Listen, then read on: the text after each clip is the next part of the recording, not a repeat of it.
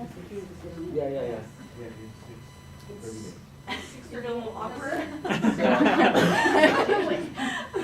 Literally under the spotlight.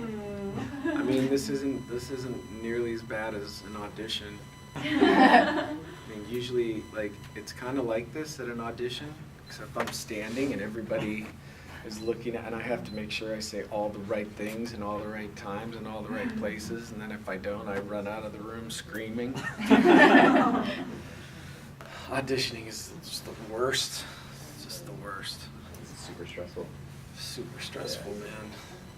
And it's interesting because I grew up worrying about, you know, people's perception of me and like people judging me. And then I chose a career where that's all it is people That's how you judging make a me. living, is you go in a room where people are Judging me. Yeah. And then going, no, no, not you. It's irony.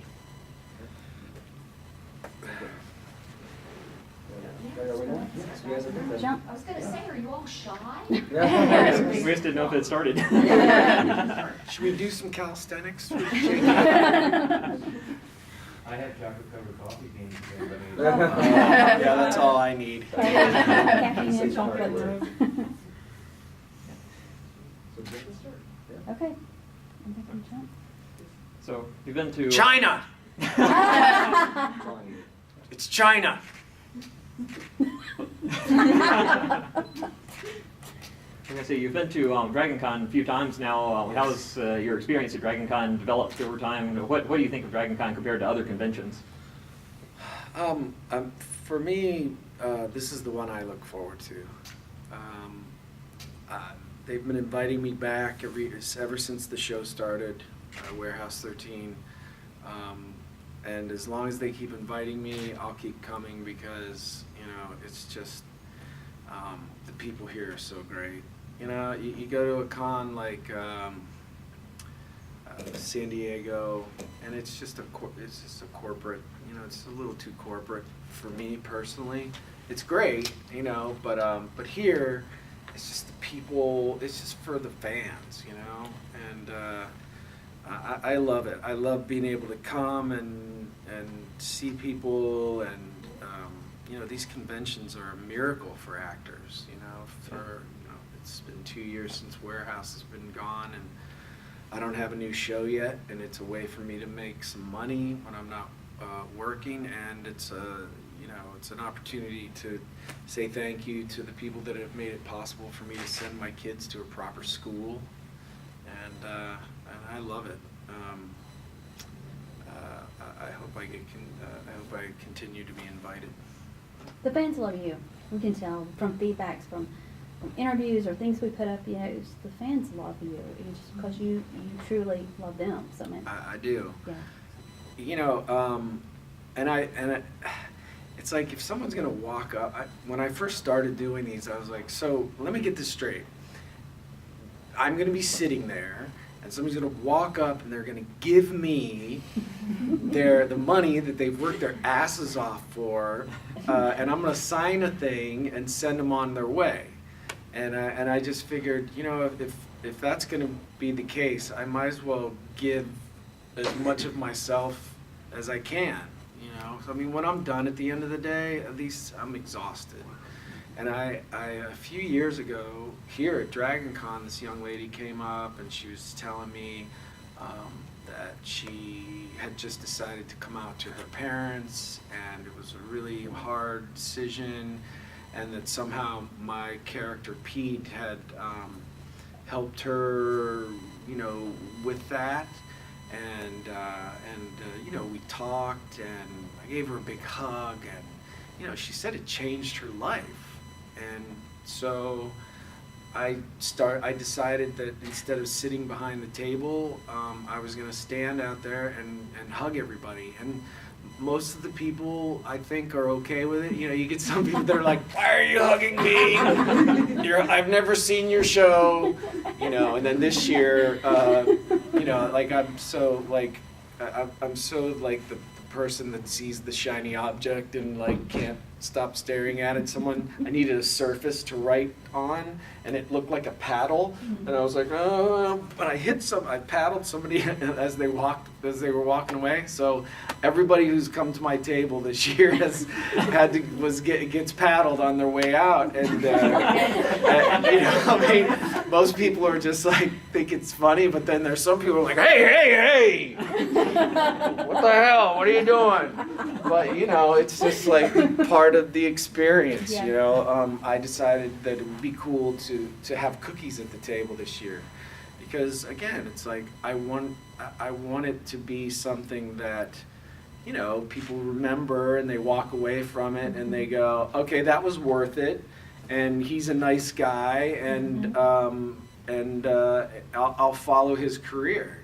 It's kind of like I'm the mayor of Actorland. I feel like I'm out there, I'm shaking hands, I'm kissing babies, and I want to have a career. So part of it is for me, part of it is I want to make a good impression. There's several reasons, whether it's for my career and my want to be liked by people and to have them think that I'm a good human being, and then the other part is obviously for them. I want them to have a good experience. The fans deserve that, I think. So They appreciate it. thanks. Except for when I make bulimia jokes. We'll let it slide. So kind of funny.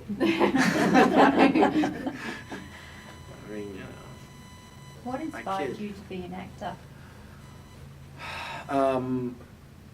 When I was a little kid, I loved the Not Ready for Primetime Players on Saturday Night Live. I used to bother my parents to stay up late to watch Saturday Night Live. The original cast: John Belushi, Dan Aykroyd, Bill Murray, Jane Curtin, Gilda Radner, Garrett Morris, and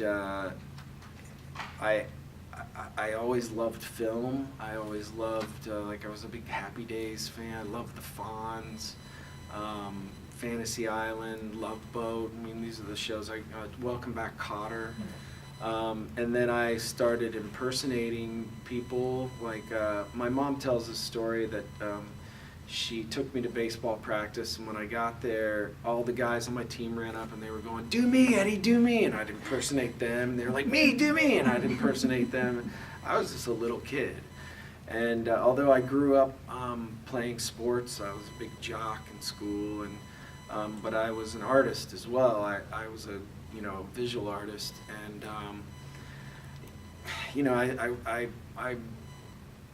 but I never thought that it was a realistic idea to be an actor. No one pushed me to that. No one said this was an option for you. And then my uncle hired me to be a corporate insurance broker after college in Los Angeles. And like all my friends were like, "You're gonna do what?"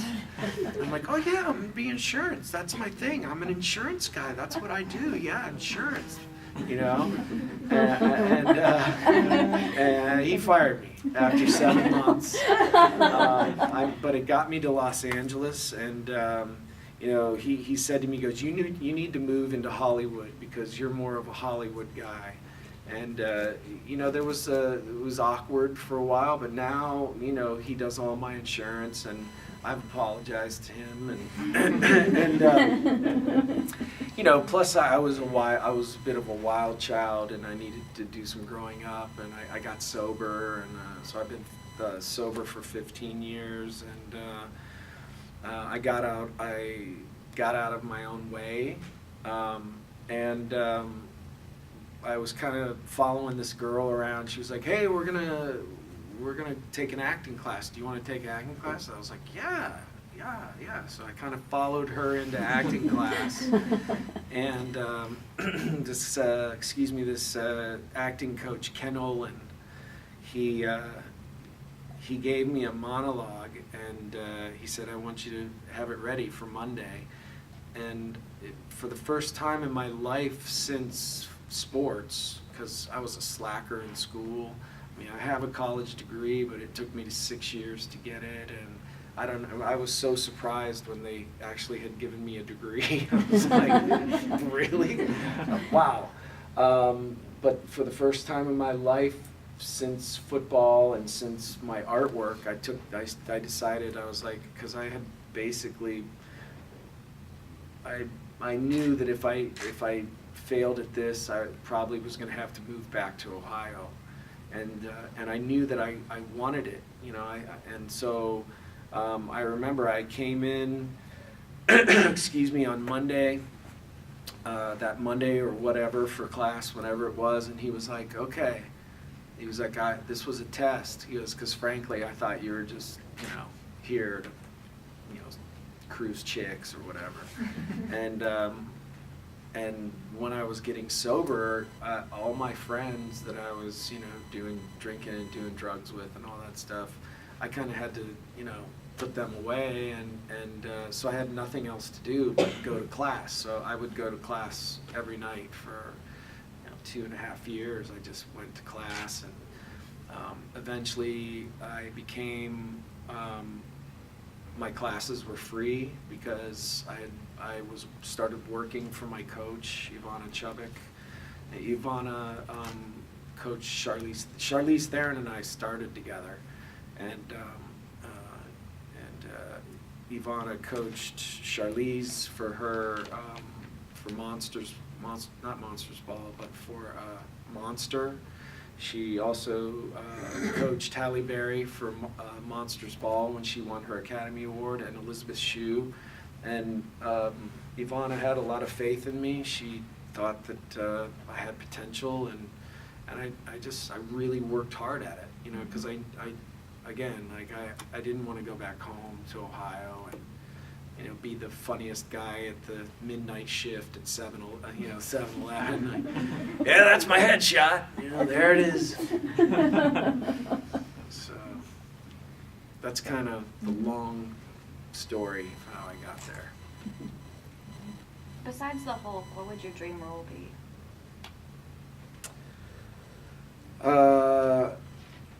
You know, I'm very supportive of our veterans. I think there's a lot of important war stories to tell. My uncle was, he flew gunships in Vietnam, and he was my hero growing up, and he was the, you know, craziest guy, but I just loved him. I looked up to him, and, you know, he got shot down a few times, and so as a kid I started reading books about Vietnam, World War II, Korea, and so I'd love to do a great, another great war film that really kind of shines a light on the insanity and what the veterans that come back, you know, how they try and assimilate, you know, with PTSD, and you know, something that can be informative for the public, you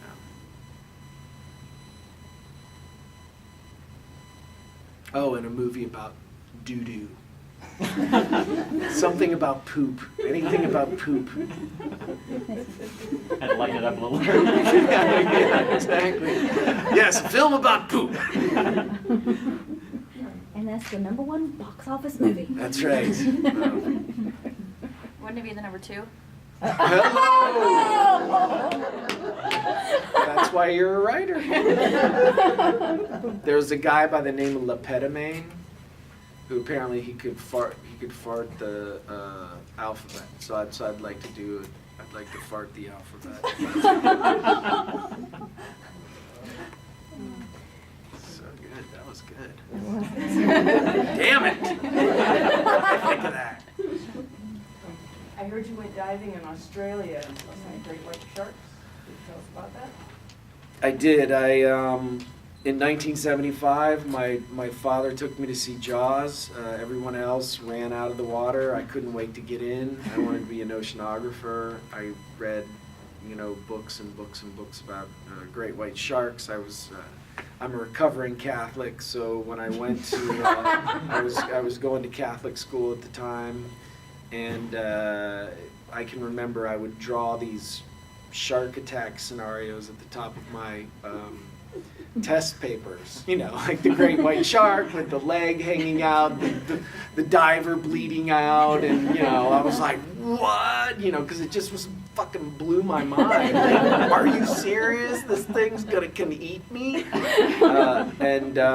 So, you know, it's just, I've seen Jaws, I don't know, hundreds of times maybe. I know all the words, and, you know, my college roommate and I, we would come home from a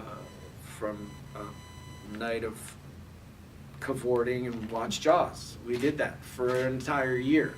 And so I got this great white shark tattoo on my arm, and when I had an opportunity to go dive with the great white sharks, you know, some people were like, do you want, you know, we might come with you. And I was like, you know what, I think I need to do this alone. It was like, you know, it was like a vision quest. It was like, I mean, as I said, I'm a recovering Catholic, and as in AA, for me, you know, God can be anything more powerful than you. It can be anything that you have no control over. So I kind of like to think of God in the great white shark and its perfection and its ability to have survived for millions and millions of years, or whatever it is, I don't know. So, I mean, to get in the cage with the great white shark, we had 5 that were circling the cage at once, and I have a video, and you can just hear me screaming. I was just like, you know, these giant great white sharks coming up and bumping the cage and swimming down below us, and I can't wait to go back. And I couldn't wait to meet, you know, I did a con.